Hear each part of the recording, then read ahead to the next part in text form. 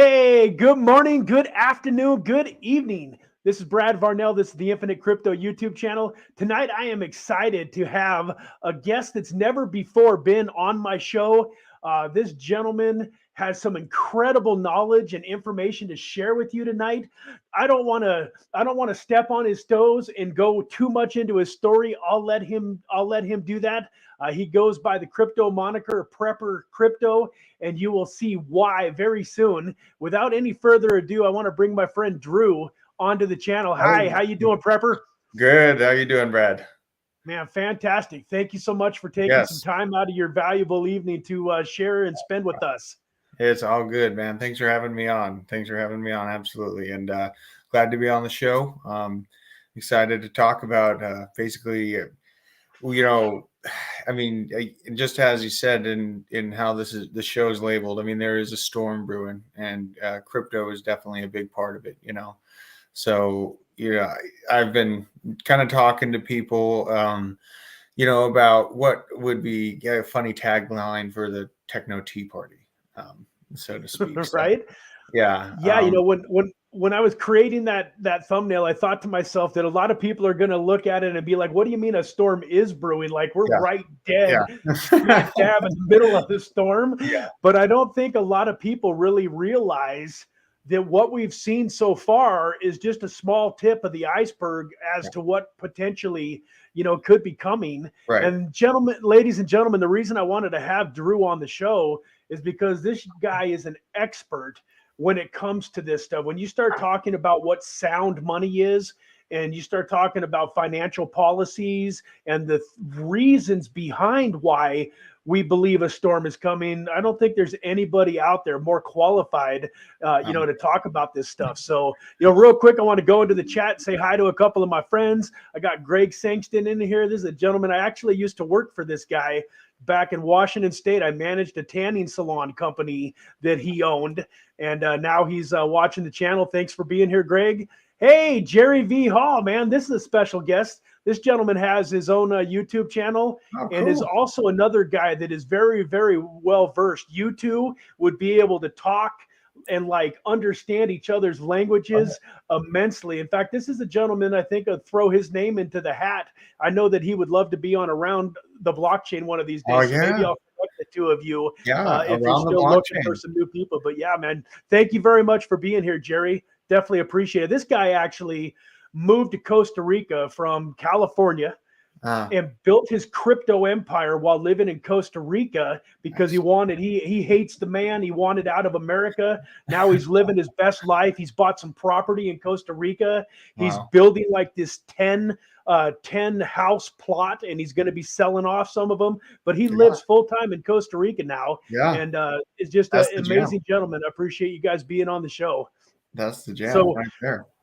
with that, why don't we get right into it and talk a little bit about why the storm is brewing, what's happened over the last couple of years, and why you're nervous about what's to come over the next few years. In Yeah. fact, you talked about all the way up until like 2032 Yeah. is on your mind. Well, yeah, I mean, like 2032 is definitely on my mind. What I'm most nervous about in the short term is what policy regulations are going to be forced through our government in response, as a hot response to this FTX collapse. Obviously, we saw the bit license attempt that Sam had made, and chaotically, a few senators continued to back that same bill that Sam drafted. To basically put all other decentralized and most centralized exchanges out of business for the inability to actually afford the bit license or qualify in to begin with. So I fear the overstep of regulations will crush um, open development within the U.S. And open usage for the U.S. citizens, more primarily for me. Because I view Bitcoin and other, more decentralized like Monero as sovereign places for my capital to be, somewhere that I control it. That's the moral of my story of what is so attractive about blockchain technology or cryptocurrencies, particularly, is just the fact of that financial sovereignty. Because over the last few years during what was a sickness season. I'm not even going to give it the name. Right. There was a lot of overstep. We gave not inches but miles. So where I am most concerned about in the long term for 2032 is I do not want to see a centralized only blockchain existence from regulations now turning into 10 years from now. We have centralized blockchain systems controlling our biometric data, because biometric data and blockchain can either be used for good things or very, very bad things. And that is my main concern. But it looks way beyond the cycles of, the price action and everything like that. More focused on the sovereignty of the tech, the longevity of the tech. Is it going to last? Does it have an actual use case? And then what markets might move into it? Those are the things that I look for in a coin. And the concern can be squashed if people wake up to the amount of control that leaders, the young global leaders in the World Economic Forum, want in the next 10 years. If they go look at the intentions of those organizations, they will see that they are not in the best interest of your day-to-day person. And I wouldn't be surprised if the middle class doesn't exist if nothing is noticed over the next 10 years. So yeah, I'm pretty concerned about that, but that's why I like blockchain that protects that, and that can actually, because CBDCs are going to come out, but it's a matter of having other places that we can vote with our dollar, so to speak, with, and that's kind of what I talk about, having a little tea, Yeah, absolutely. and a little tea party. So, so with that, just so that the folks that are watching and that watch the replay, kind of what qualifies you to speak on this subject? We've talked about it a little bit. I kind of know, but if you don't mind getting into a little bit about your background, maybe who you currently are working for and why you actually are an authority on this subject, that'd be fantastic. Yeah, sure. So I am a researcher and a content coordinator, writer, just, kind of all over the place with BitBoy Crypto and Hit Network. Okay. I'm really often on the Blockchain Basement, which is the live after show of BitBoy Crypto's live stream. I work on a small team. We're the research team. We have very different focuses and often different views, but it comes to a nice balance, having that kind of environment where, open discussion can be had, and it's not very tribalistic at all. You know what I mean? You can have good, honest, logical discussions about the information that's being presented to us, and we work really hard every day, starting bright and early, in those discussions to make sure that we're doing the best for everyone. So that's what I do now. I'm in Georgia, and previous to working at BitBoy Crypto, I was actually in the security industry. I worked as a contractor for different police garages or the energy grid, energy sector, the headquarters of the grid in northern Colorado and Fort Collins area. Did that for a few years, and then previous to that, I was a headhunter for commercial construction and all kinds of different industries. It was all over the place, but basically just headhunting. And in headhunting, what it does is you learn different ways to search the internet for specific information. So I kind of have used those skills in my research and applied them to make sure that I can come up with factual data or things that I feel hard-sidedly sound in bringing forth this information to people. So yeah, that's kind of my history before and during all that. I've been a heavy metal singer for like 15, 16 years in a couple bands. It was like a C-level band. We toured around. I toured the South. Loved Georgia, so that's why I'm here right now. But yeah, that's awesome, man. I'm looking forward. After the show, I'll have to have you send me a clip or two of that. I can't imagine. Actually, I can't imagine, but that'll be fun to watch you singing a song or two and headbanging. Yeah, it was my life before, moving out to Georgia, and I'll still be doing songs. We're getting a studio together. I'm going to be making some parody songs and stuff like that. And the Twitter Buzz, we made that song. So yeah, it's pretty fun, and being around so many different opinions or being able to bounce ideas off of an open environment like that is just, it's super healthy, and it's a good, right now it's a bear market. People are, hurting if they bought at the tops. Like, there's tons of people that are hurting as far as the price goes, because, the mainstream will, show everyone Bitcoin and everything like that when it's already like, jackknifed. So, yeah, I mean, like keeping engagement and just letting people know kind of where you're at, where your head's at. I mean, I think it's just super healthy in the space to have people to talk to as we make it through the bear market. But the bear market really doesn't concern me as much as well, the buying power of the dollar is cratering.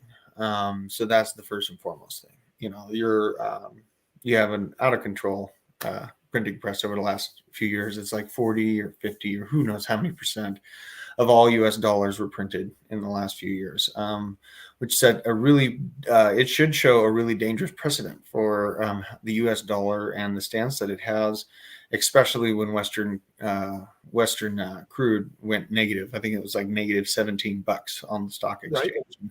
You have an oil backed dollar at that time that should be a canary in the coal mine, so to speak. Yeah, and it's not backed by oil, in my opinion. It's backed by might, and that might is being tested right now. The BRICS nations is forming outside of NATO, and it was an interesting find that Goldman Sachs out of New York presented the idea of BRICS and an upcoming Chinese and Russia economies to outpace the U.S. I think it was August of 2001 out of New York, Manhattan, and a change of world trade. So that is definitely something that I found very interesting. And so since then, I've been looking at alternative ways to house my money and the best opportunities to make it in. Big fan of crypto. I sold at the top accidentally to buy a car because I have a lot of kids. I had 2 baby twins, and I needed to upgrade to a minivan. So I had to sell Ethereum. It was like $4,600. And I was like, this is the stupidest thing in the world, man. It's going to the moon, like everyone's saying. And, I sold gold too. I had to sell the gold and I think I sold a couple of Ethereum for the van.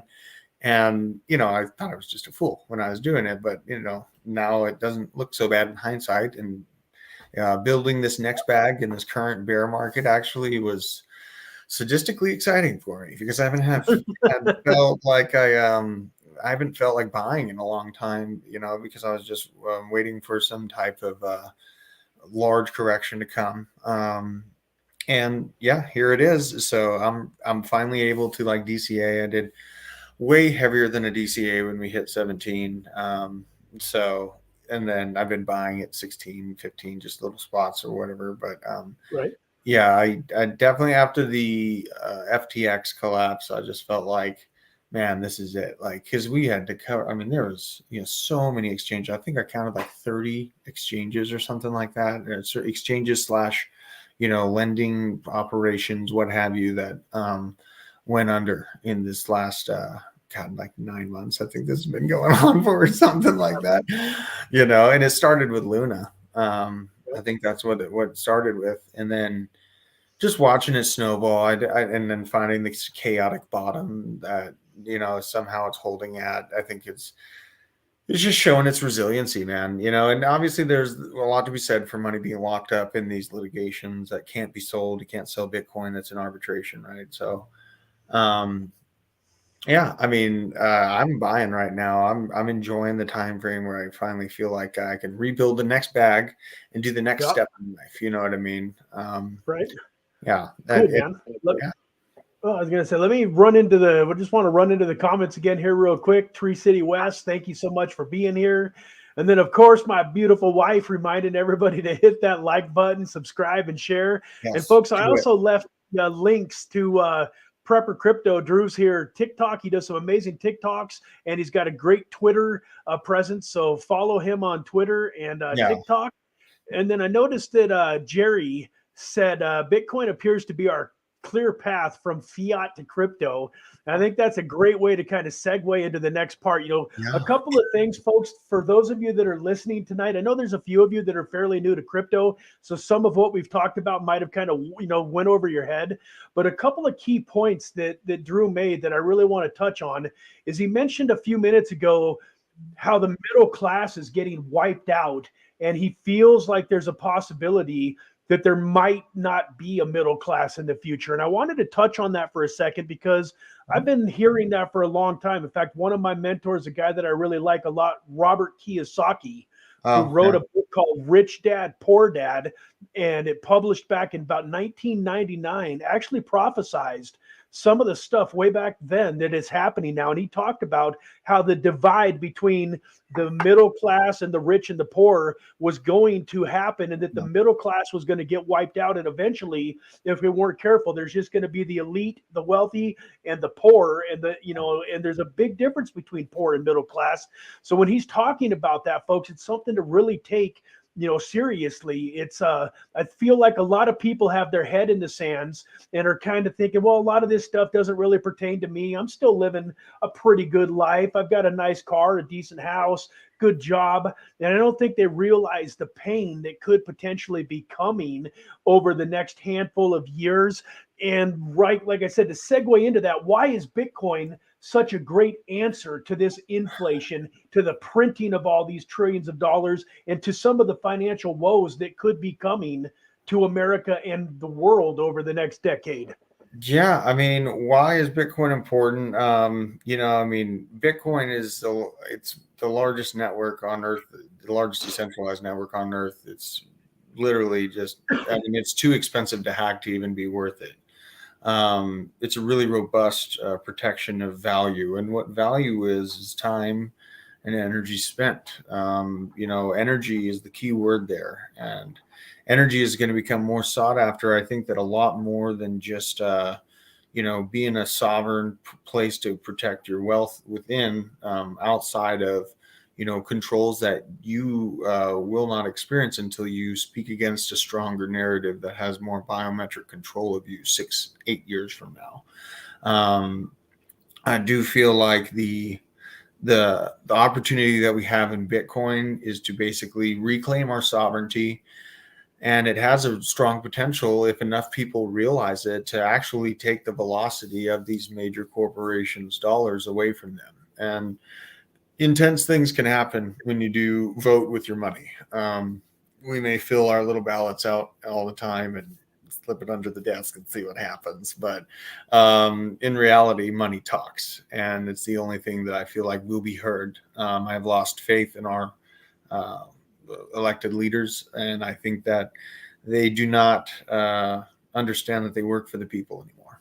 And that is an issue, because government is supposed to represent its people. So that is definitely, it's a vote with your dollar.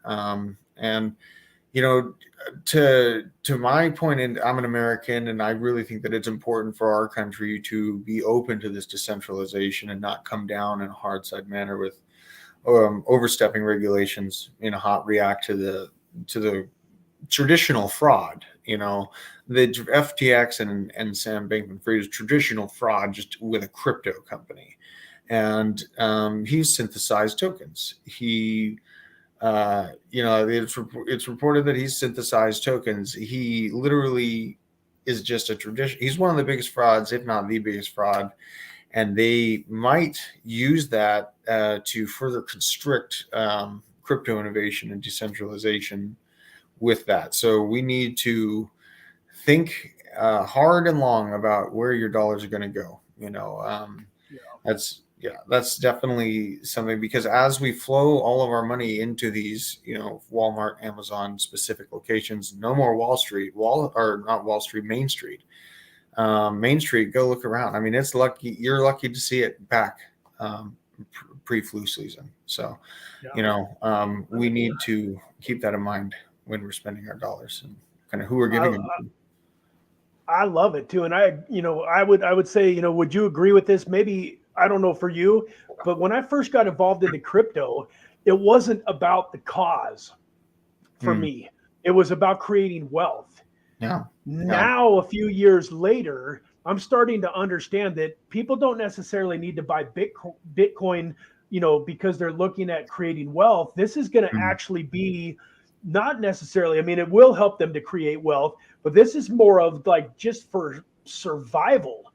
It's Like if they controlling want your destiny. Yeah, yeah, it's controlling your destiny. And we saw bank accounts can just be shut off. Your bank account yes, is digital right now. It can be shut off like that. And if your town went to go to the bank to pull the money off, you can't get it because they don't have it, because they run fractional reserve banking, which is their legal right to do. And how FTX fell was by essentially doing fractional reserve crypto. They didn't have the assets that were there to pull.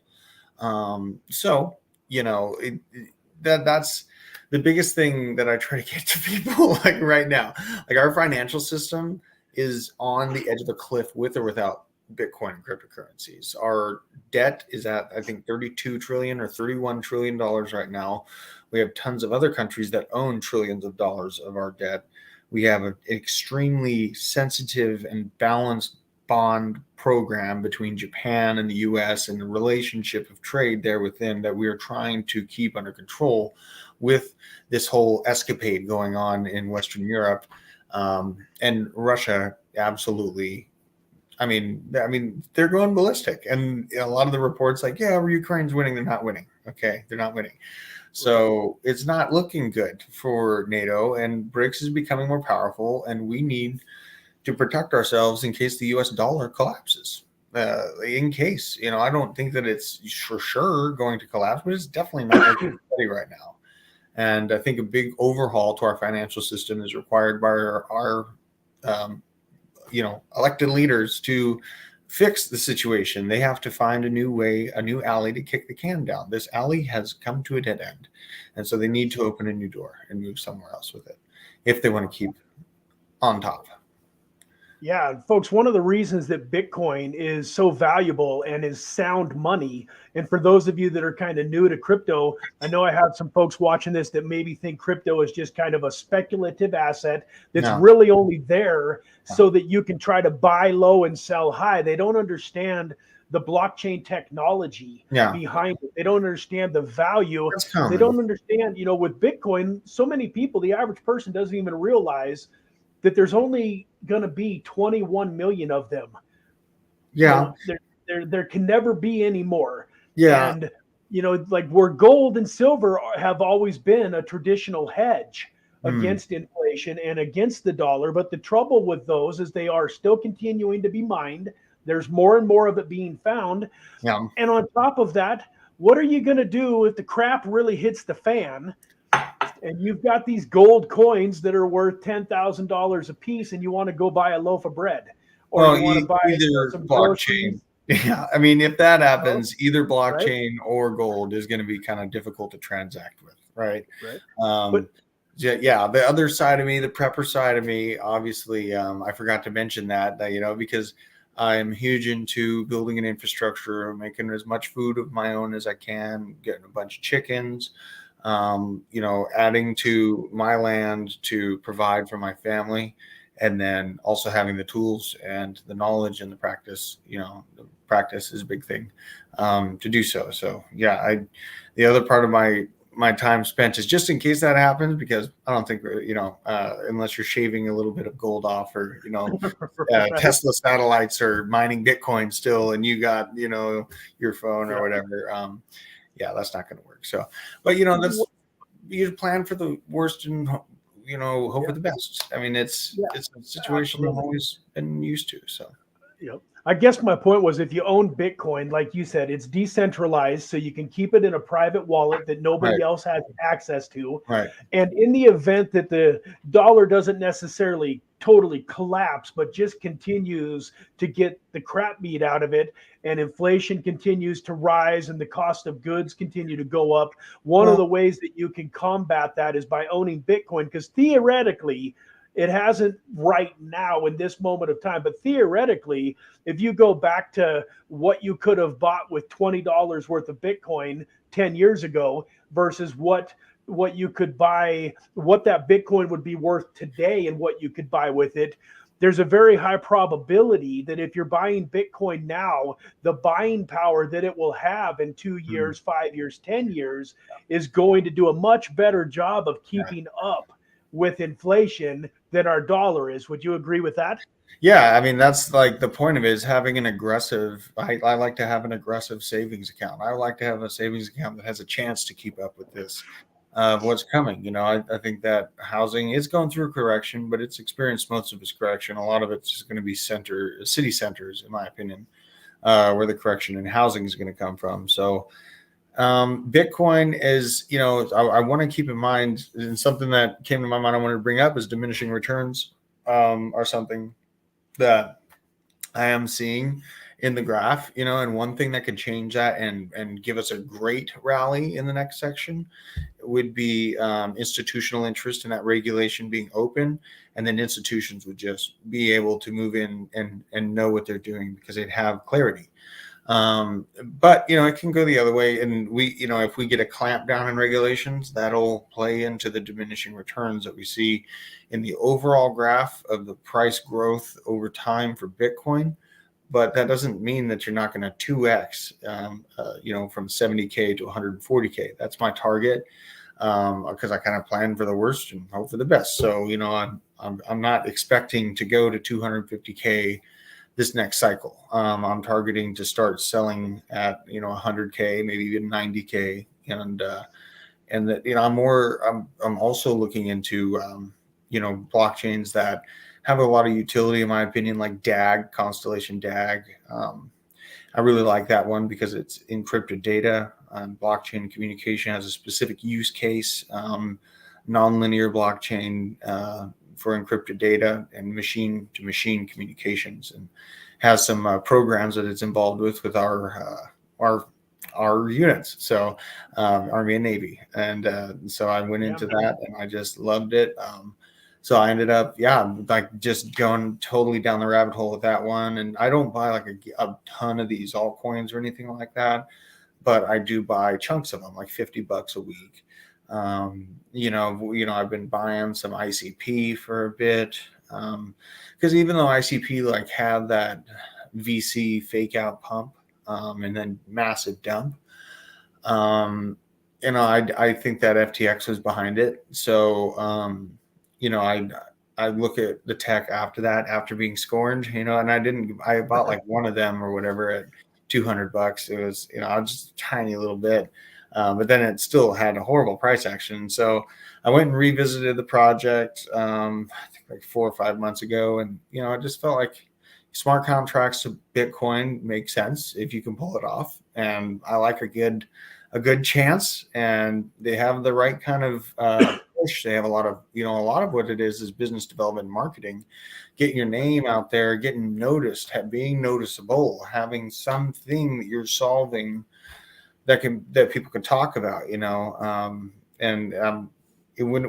we talk about it, we bring up NFTs a lot on other channels, and it's super unknown to me what the next step is in NFTs, man. That is just a big question, and whatever it is, it's going to be crazy good returns because it's a non-existent market. This is complete speculative asset land. Like literally, things are just popping out of nowhere because we have new tech, new abilities.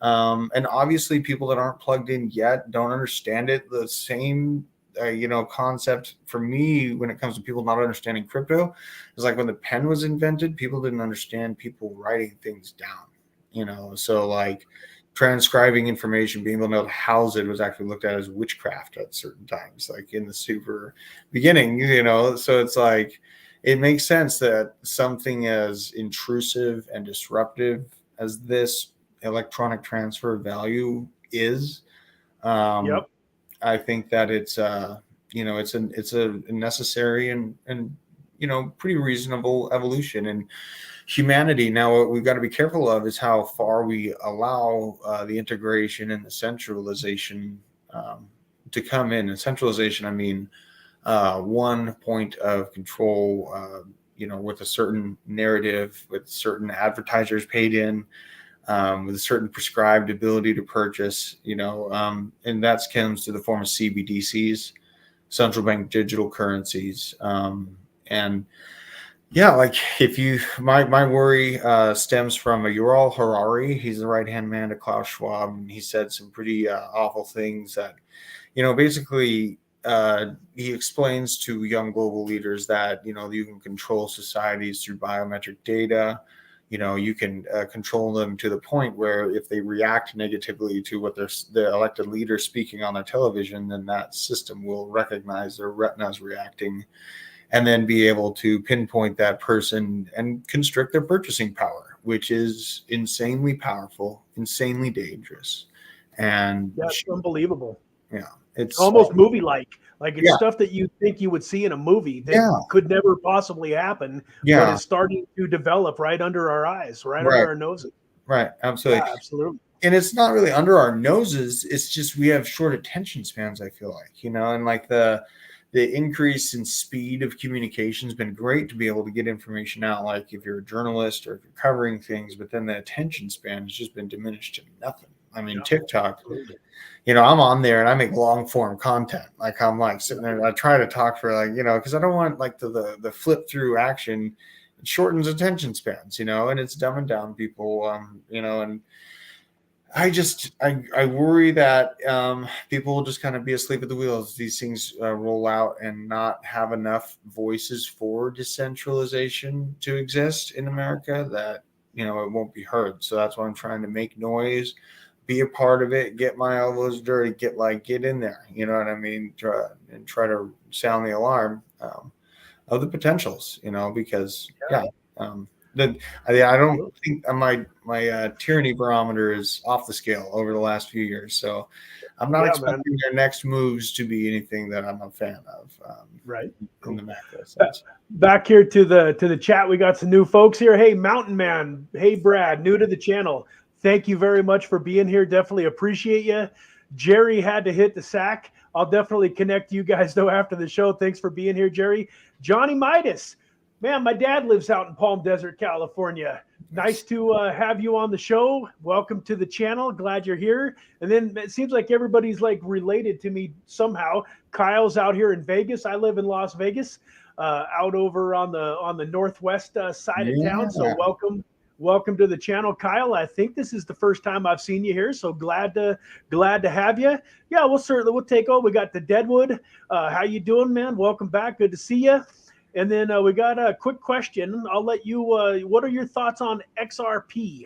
Yeah, absolutely. So XRP has been one that I have been watching. I bought in at 16 cents. And the reason why I bought into it is for cross-border payment remittances. They have a specific use case for sending money from from one large bank in one country to the next in a certified manner. That's a program that I saw was going to be a need only from the constraints and requirements that the International Monetary Fund was giving, and still is giving. So they're speaking of liquidity crises, and you saw Sri Lanka go up. You see all these ESG environmental constrictions shutting farming down and creating liquidity crises within various countries. So in that frame of thought, I leaned into XRP because it can solve that problem of, basically they can tokenize and provide that emergency fund because a lot of the world is in need of it. But, with that, it's an American-based company. It's caught up in litigation right now. I've been holding through the whole litigation, been watching it very closely, and all the ETHGate stuff and all this stuff, you got, the Ethereum Foundation being in question. But XRP has, connections with Rosie Rios, who's literally the U.S. treasurer that was on the bottom of your $100 bill. The U.S. $100 bill, Rosie Rios, you'll see, and she's actually, go look it up. I think she was an advisor on the Council of Ripple. And they have a lot of overlap of people that have worked, within the Central Bank of England and the U.S. Central Bank. Like, there's so many overlapping experiences that are coming to and from Ripple and central bank and large banking companies that it painted a really strong picture to me that they are already cooked into the pie for the tokenization of money. And then lo and behold, you find out, last year that they're part of the ISO 2022-0022 board, basically the body that's putting together the standards. And, obviously, technically, no crypto can be certified as ISO 2022, whatever. But that's because it's a messaging standard for fiat currency, and fiat currency is it's a liability of the central bank in specific. So until they understand if they and how they can print CBDCs, and then what bridge currencies like XRP or XLM, Stellar, will be able to interact with that CBDC in the transfer of that value from one country to the next, is a conversation that's still to come. But XRP, and rather Ripple, is found to be a large part of the FedNow program, which is instantaneous bank-to-bank transfers within the U.S. specifically, and that's rolling out March of 2023. And then in March of 2025, they're rolling out FedWire, which is from the U.S. to other countries. So, think about that statement as you notice that they're being sued by the SEC. Like, this just looks like a complete ruse to keep mainstream basic people like you and me from being interested in this thing. Right. We think that it's going to zero, it's going to be dead. This is purposeful. It looks purposeful to keep people away. They're working with it in one end and they're suing it in the other end. Wouldn't that contract right. all apart and somewhere at the beginning there? Yeah, it's right. Yeah. So not financial advice, but it sounds like both Drew and I agree that a bag of XRP is probably not a bad idea. Yeah, well, I like it. It's got great potential, and it hasn't done me wrong. I mean, I bought it low. And I think it's part of the coins that I've been DCAing into. I've been buying XRP, ICP, and DAG, and then Cardano. Those are the four that I'm moving into outside of bigger Bitcoin bag. So, Stregahart, thank you for being here. First time viewer, I believe. I don't recognize you, so thank you for being here. And then we got Johnny and Kyle once again reminded people, hit that likes. Yeah, yes. Folks, I don't know if you know it or not, but that YouTube algorithm can be kind of a pain in the butt. The more times you hit that like button, the more that it actually shoots this video out and gets this information into front of some new people. Hey, might be my favorite comment of the night.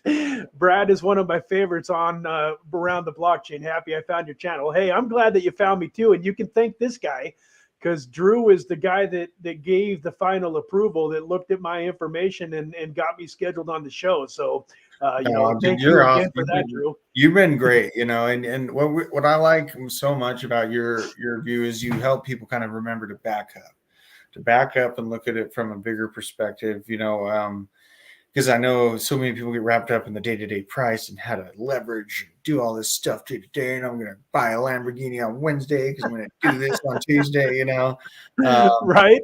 Yeah. So I really like the backed up approach. You know what I mean? Yeah. And,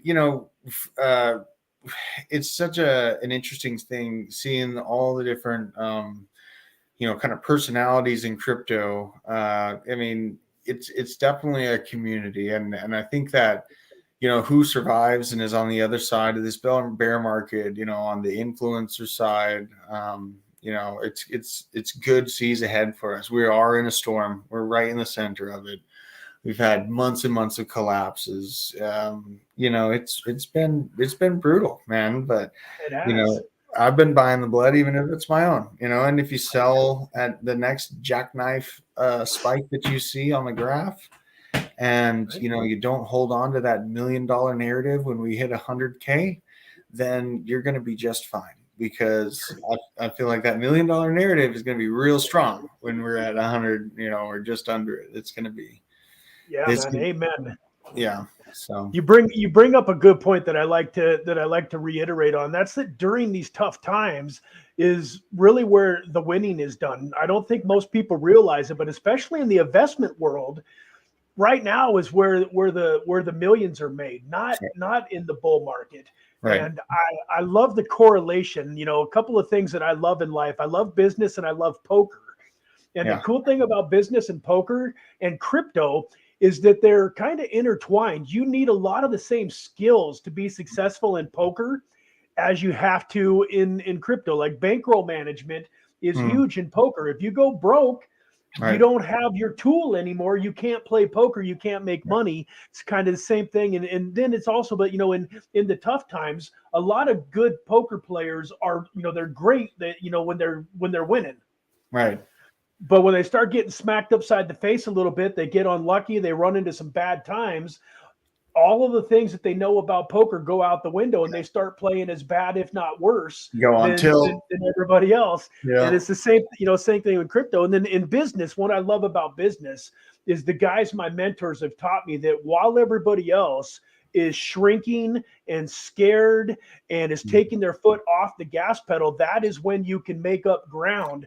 This Right. is the time to have the pedal to the metal. So, Right. folks, those of you that are watching this and that maybe have just kind of been disengaged, maybe you haven't bought any crypto for several months, you're not really watching YouTube like you used to, I would implore you to get back in it and engage. Right now, you can educate yourself, and there's some opportunities, there's some buying opportunities that come a year or two from now. I think you're going to be very grateful that you made some of these investments that we're talking about.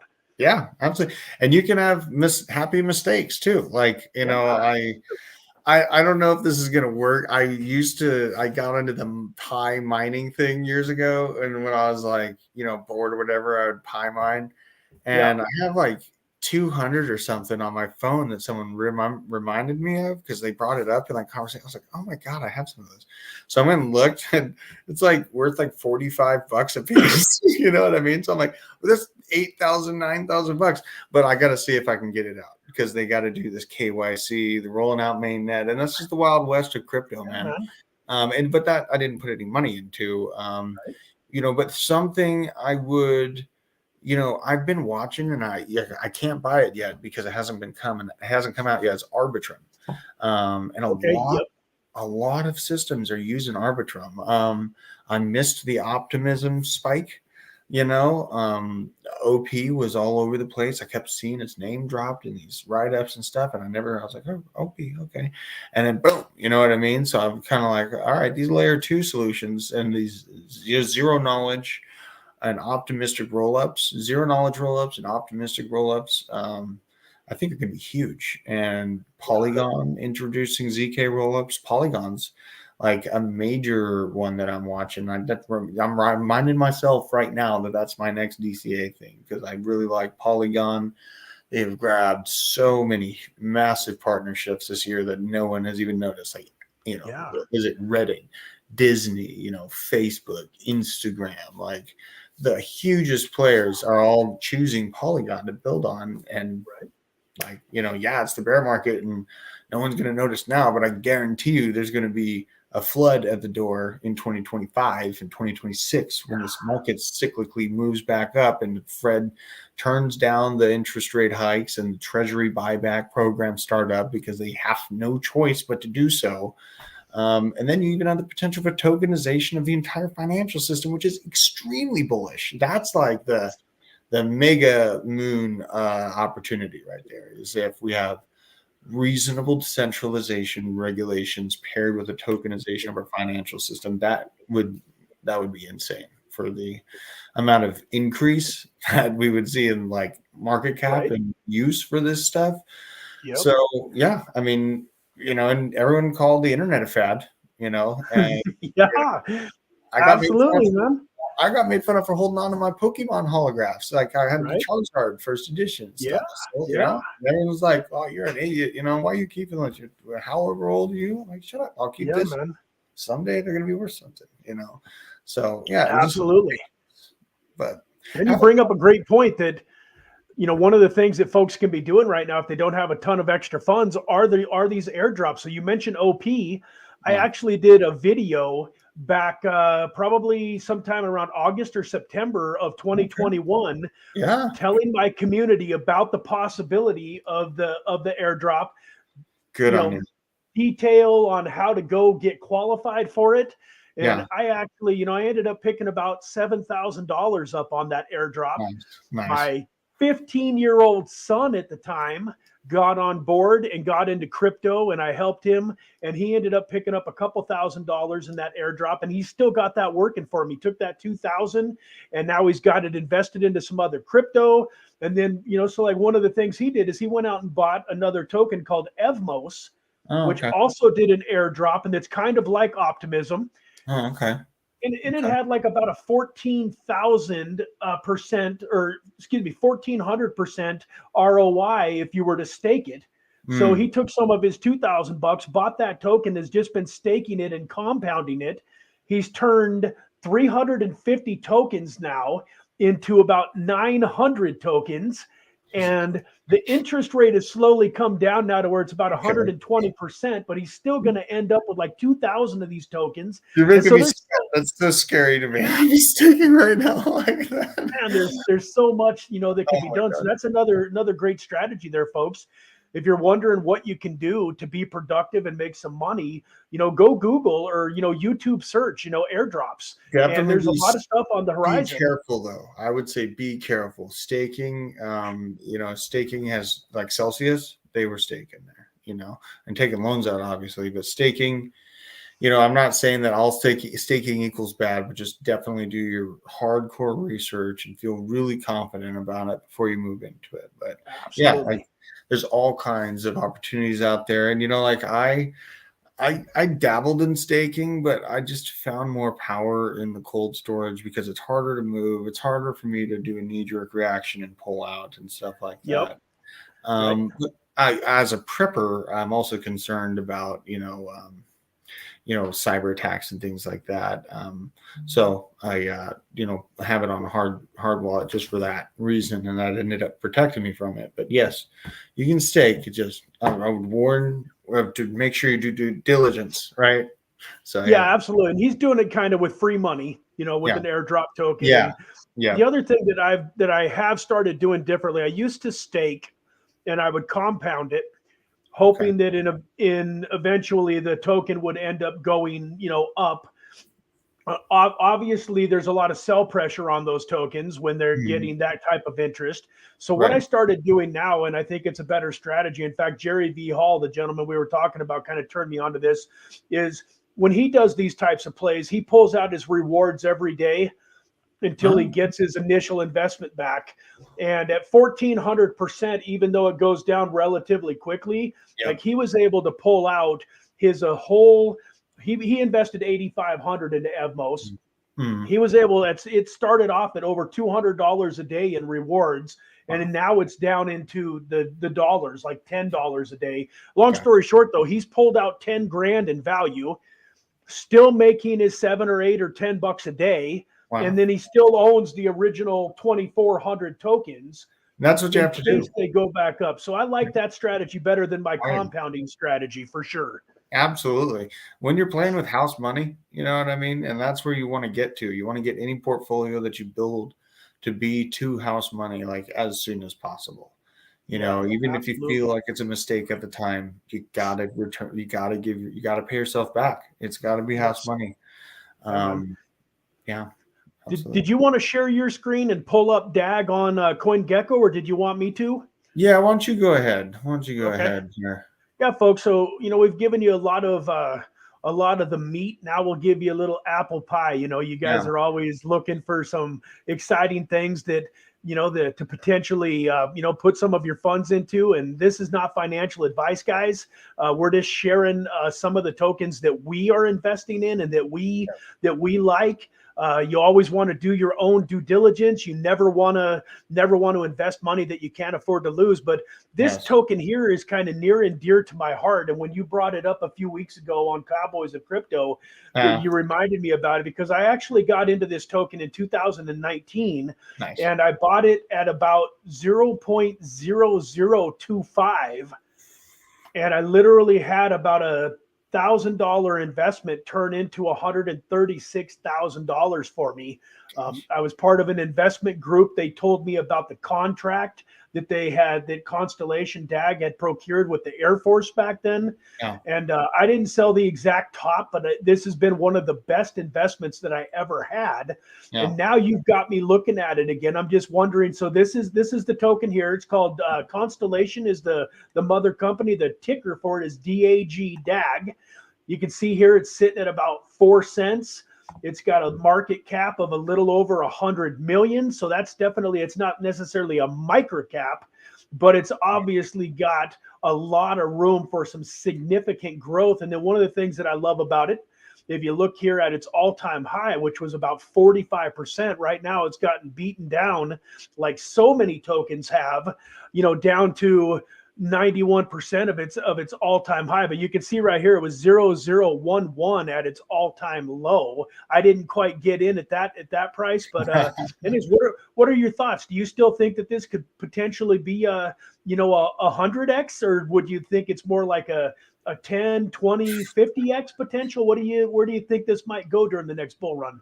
I mean, I'd say even if they don't make it through phase 3 of they're in phase 2 from what I last heard on the update of these contracts, but they've also expanded. I think they definitely are doing contracts now with both the Navy and the Air Force. Okay. And just where the world is moving as far as military tech and data control, encryption needs for data more so, and the need for security and to fight back against the sophistication of hackers increasing, I think that this project has a really strong use case in the future of protecting data for our government. And that project is now called Iron Spider. I think it is. It's IRN Spider. And yeah, it's a pretty interesting project. It's a nonlinear blockchain communication that scatters and kind of isolates machine-to-machine communication in a blockchain system. And recently the Pentagon came out and in a veiled way pointed to this project by citing their cybersecurity upgrades, their enhancements to their network in general, literally kind of hinting at they're redoing the plumbing of their communications. So in a worst case scenario, and it doesn't get adopted, like I still see this thing hitting in the next bull run, 50 cents or $1 or something like that. But, if this thing, gets used in the manner where in which it's being tested for right now, gosh, man, I mean, there's no telling what the actual adoption, because all we see right now in price is speculation. We don't see utility reflected on price yet, but we will. And that is a much different graph. That's why I'm so interested in the regulations and what comes out. But if they're already working with systems like this, obviously it's on its own blockchain, but it has a specific reasonable use case. And if it gets fully moved on, man, I wouldn't balk at it if it hit $10. You know what I mean? Nice. So this is the sound of that. Yeah, man.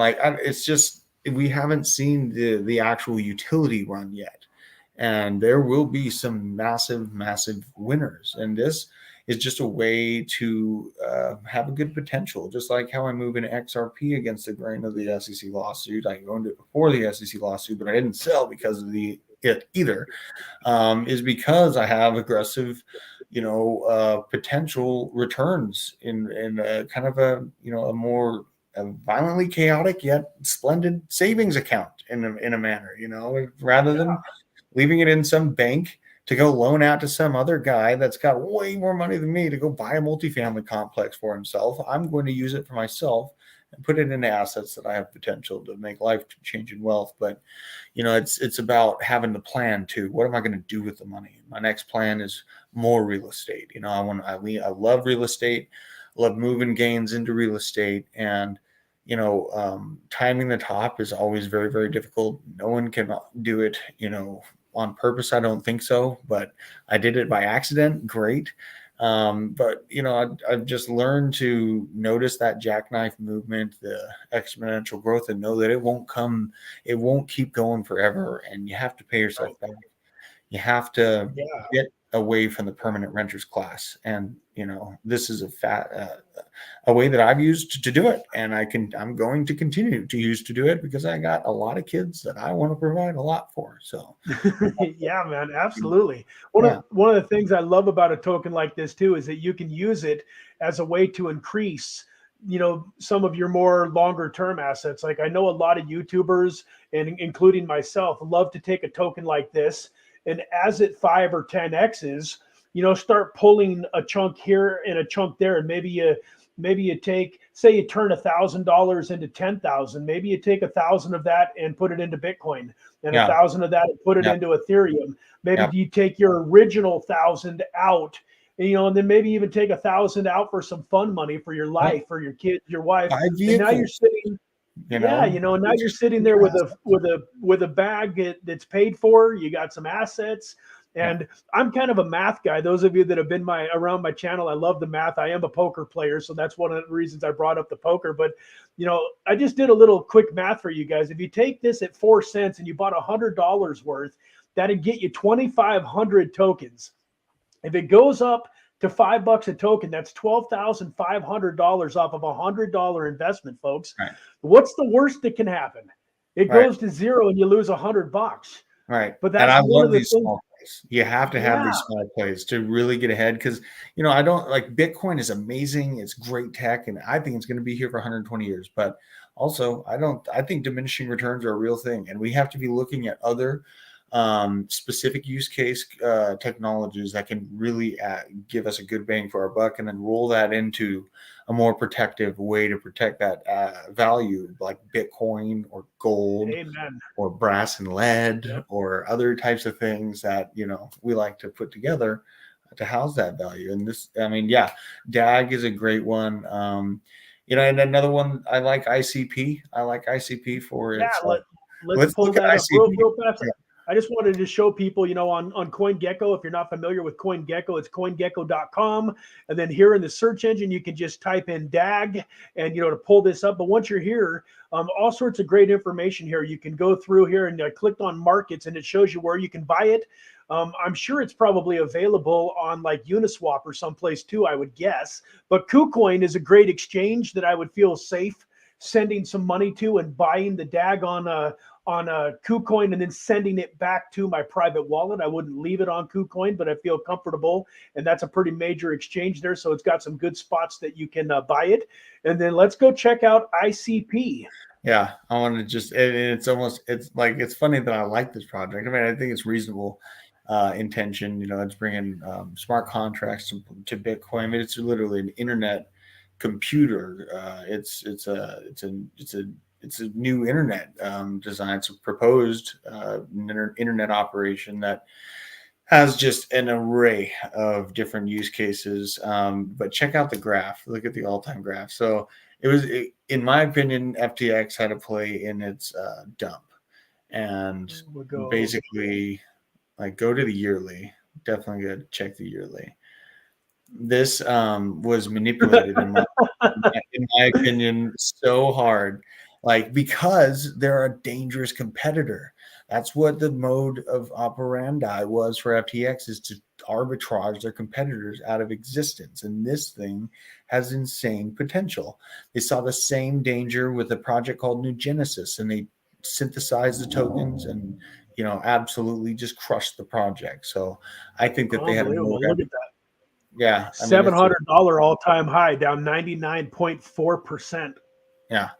Yeah, it's a buy for me, and the fact that it still exists and it's still got this great community and like more updates are still coming out, and we got all our information that we could about, the connection with FTX and stuff like that. I was like, man, like, and it's something I've been holding and involved with and looking at since that initial release. Right there at that $200 mark is my first purchase.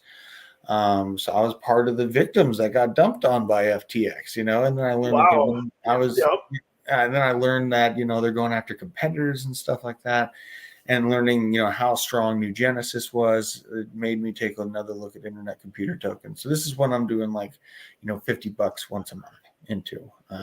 Nice. You hear that, folks? $50 once a month. It doesn't sound, like a lot of money, but like we just talked about, I mean, at $4, let's call it, if it was $5, he'd be getting 10 of them a month for Right. $50. Right. If it goes Well, back up to its all-time high of $700, that's $7,000 for $50. It I doesn't take mean, that many $50 bills turning into $7,000 to change your life financially. it's obviously has hit there before. Yeah, I do feel like that 700 number was manipulation. But I think reasonably, in the short term, in the next bull market, I think it definitely hit $200 again. It had a sort of some support at 200 before it fully cratered down. And I think that's where it's going to go in the short term, and it also wouldn't be surprising if it did just go back up to 700 just to be symmetrical. I mean, that's possible too. Right. But, I try to keep my expectations within reason, and, ICP, it's just one that I think blockchain or smart contract on Bitcoin, would present quite a few different opportunities, because VC funds, everyone talks about Ethereum's got the VCs on lock and stuff. VCs are more so talking about when and how can we build on Bitcoin, because they want the network security. The network security is huge. And Bitcoin is also, in my opinion, going to be involved with helping the oil and gas industry capture methane flares. It's by order of the White House. It's already been written in the executive order that was already released, and no one paid attention. But 2/3 of the way through that document, sure as heck, it writes out a payment plan and a program to basically financially incentivize Bitcoin mining companies to move a miner onto each oil location with a methane flare, so that it captures that methane flare and actually uses the energy right then and there that otherwise cannot be used anywhere else. It just gets pushed into the air and turned into a flame ball. So I think that we're going to see some really shocking.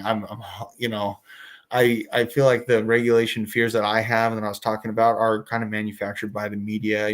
They're waving their, angry cane. We're darn crypto people. We're gonna, do something to you, but that's just to keep us at bay as the mainstream public, so they can roll out these programs, and then it'll be way over our heads by the time it's released and you see it on Time magazine. So, the word tokenization is going to take over our banking industry in a few short months, and you will hear that word. Absolutely.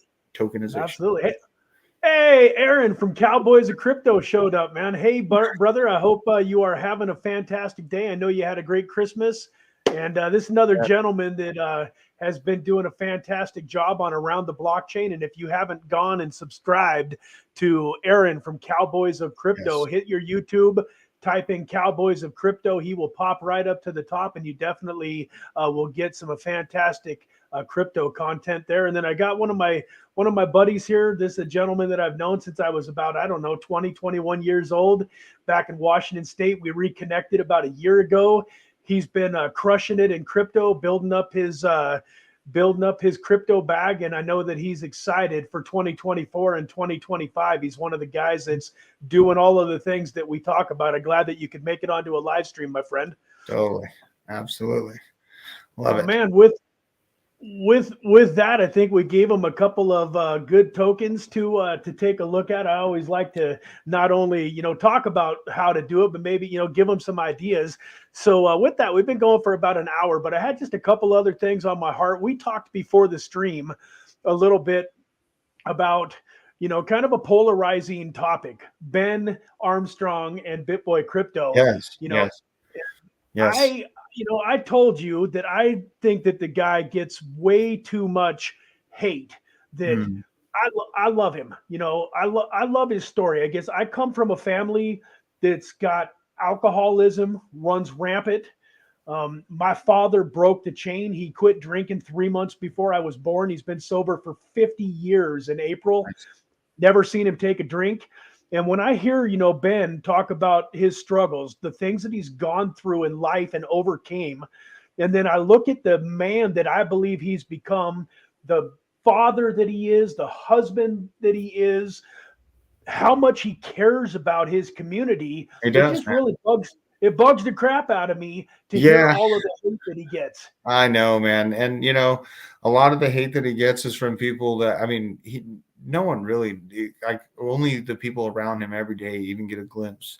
You know what I mean? And the Ben that I know is the most earnest, to the point guy, one of the most earnest I've ever met. Like I would only work for him and Alex Jones. Those are the two people on earth that I would work for moving forward. But yeah, I mean, the hate that he gets, a lot of it I think comes from people being bored in the crypto bear market and then trying to find people to go after.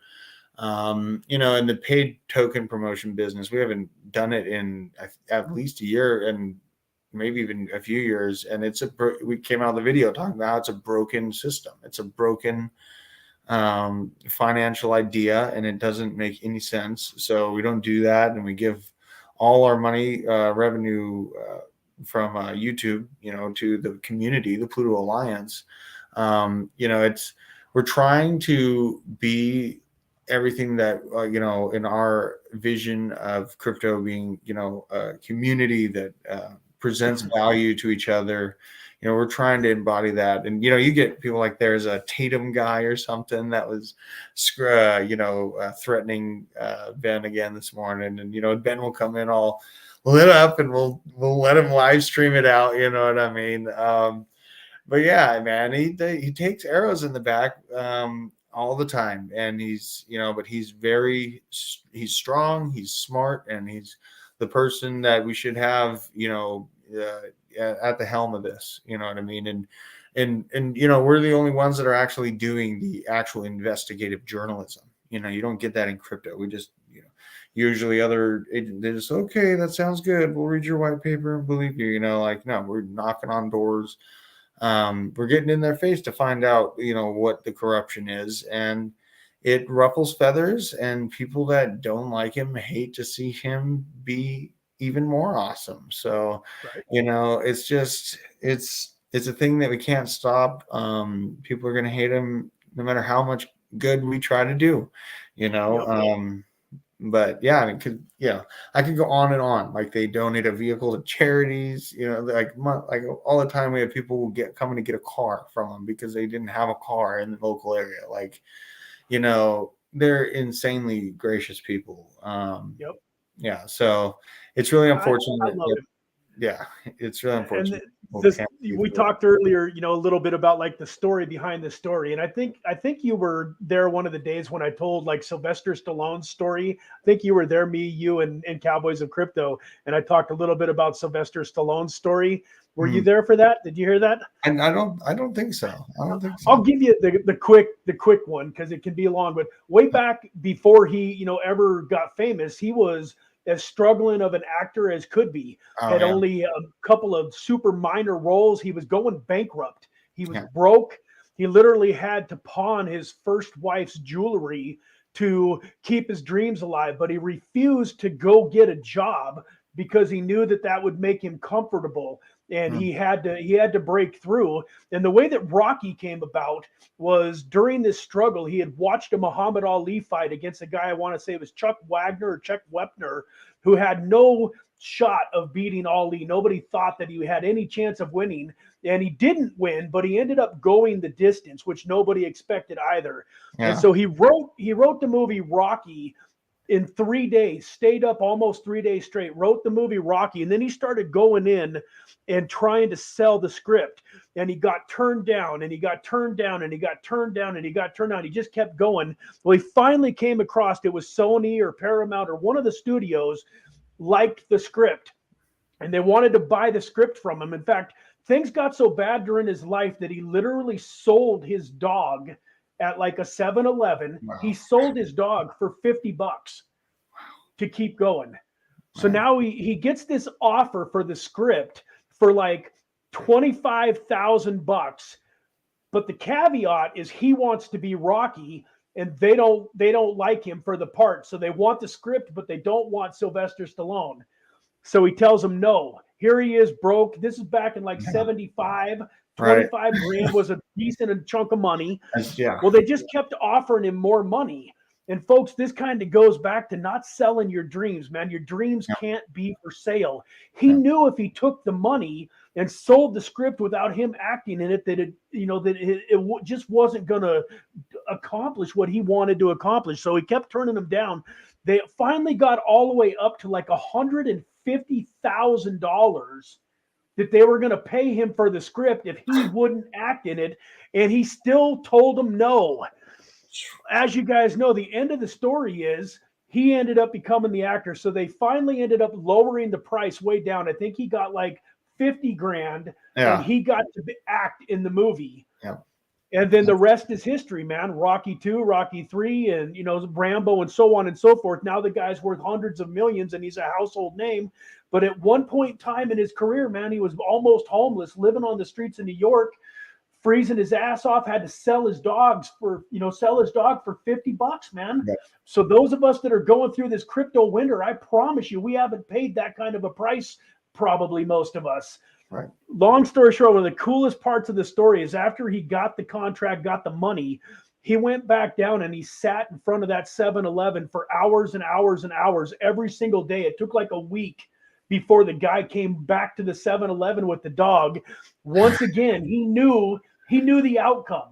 He was leaving 7-Eleven with his dog back, and he started at 50 and 100 and 200. Long story short, $15,000 later, he left with his dog. Oh my gosh. So he took 15 grand of the 50 that he got and spent it to get his dog back. And that dog is the dog that you see in Rocky. That big old mastiff dog is Rocky's dog, the one that he sold, you know, for $50 and then got back. But I love that story, but I bring it up because for those of you that don't know, Ben Armstrong, he started off, you know, in the basement of his house. He built a box. He tells the story. He doesn't have a picture of the box, but he has some videos that he recorded inside of this green box. Yeah. And then he worked his ass off in 17 and 18 and 19 and 20, putting out content, working hard, grinding.